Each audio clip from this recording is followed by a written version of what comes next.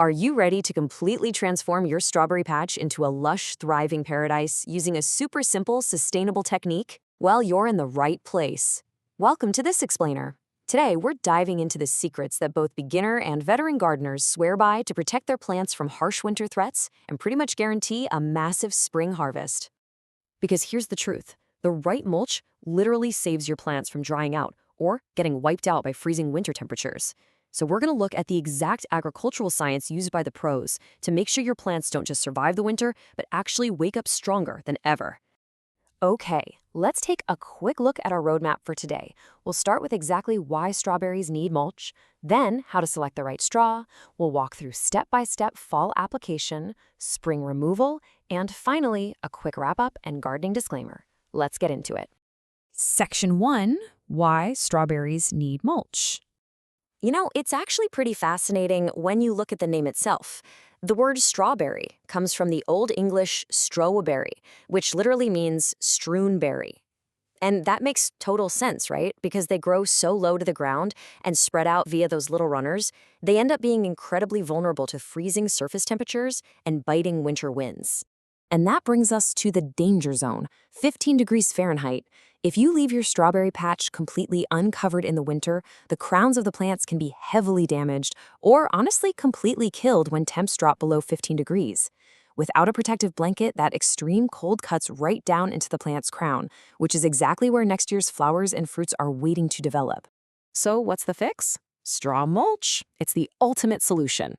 Putting down a layer of straw prevents something called frost heaving. That's when those crazy freeze-thaw cycles physically lift the plants out of the dirt and snap their delicate roots. It also delays those early spring blooms so they dodge late frosts. It locks in soil moisture, keeps your growing berries nice and clean off the mud, and significantly reduces the risk of black root rot. It's a total game changer. Which brings us to Section 2, selecting the right straw. Listen, this is absolutely crucial. Using hay instead of clean wheat, oat, or rye straw is one of the single most common beginner mistakes out there. If you use hay, you are basically introducing a nightmare of weeds right into your bed. Clean straw is hollow, it's lightweight, and it acts as an incredible insulator. Hay, on the other hand, is super heavy, it mats down, and it is absolutely packed with competing seeds that will smother your berries. You also want to strictly avoid things like leaves or grass clippings. They just get way too wet and harbor decay that can literally rot your crowns. Oh, and here's a hidden danger you gotta watch out for. Always double check that your straw wasn't treated with herbicides like aminopyrrolid. Carryover from treated wheat fields can actually leach right into your soil and severely stunt your whole crop. All right, let's move on to Section 3, step-by-step fall mulching. When it comes to putting your straw down, timing relies on one golden metric, 40 degrees Fahrenheit. You must wait until your soil temperature stays at or below 40 degrees for 3 consecutive days. This is the biological threshold, the point where the plants officially stop actively growing and fall completely asleep for the winter. Now, if you don't happen to have a soil thermometer handy, don't worry. The plants are going to give you visual cues. Whatever you do, don't rush out to mulch just because of an early October snowstorm. You could actually smother plants that are still actively growing. Instead, wait until the older leaves flatten out and turn a reddish brown, and the younger center leaves shift from bright green to a sort of dull gray. Once they are completely 100% asleep, the process is super simple. Break those bales apart thoroughly so the straw is nice and loose and fluffy. You want it trapping air for insulation. Then, cover the entire plant with 4 to 6 inches of straw. Over the winter, the snow and rain are naturally going to compress that down to a very manageable 2 to 4 inches. And for those of you out there scaling up to larger commercial plots, you're going to need about 2.5 to 3 tons per acre to hit that vital 4 to 6 inch layer. To put that into perspective, that's roughly 120 small bales per acre, which you'd normally apply using mechanical mulchers to grind and blow the straw evenly over the rows. Okay, fast forward through winter. Section 4, spring removal and maintenance. Guess what? Our magic number returns. You should plan to remove the mulch once the top 2 to 4 inches of your soil reach 40 degrees Fahrenheit and the threat of severe deep cold has passed.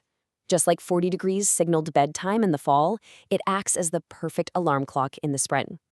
So how do you know for sure? Well, take a peek under the mulch. When you see about a quarter of your plants pushing out new, pale white or yellow leaves, it's time to act. Gently rake the bulk of the straw right into the aisles, which, by the way, provides excellent weed control, but make sure to leave a thin ½ inch to 1 inch layer directly over the crowns. That thin layer is what keeps your berries perfectly clean as they grow. You really have to strike a delicate balance here, though. Leaving the mulch on too long actually decreases your yield by literally starving the plants of sunlight. But pulling it off too early exposes them to late frost damage. Also, keep an eye out for excess moisture in the spring.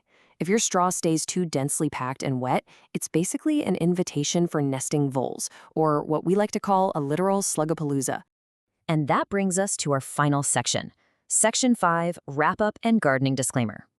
Now, while this whole process is rooted in trusted agricultural science and university research, please remember that gardening is always hyperlocal. You absolutely must tailor these practices to the unique conditions of your own backyard.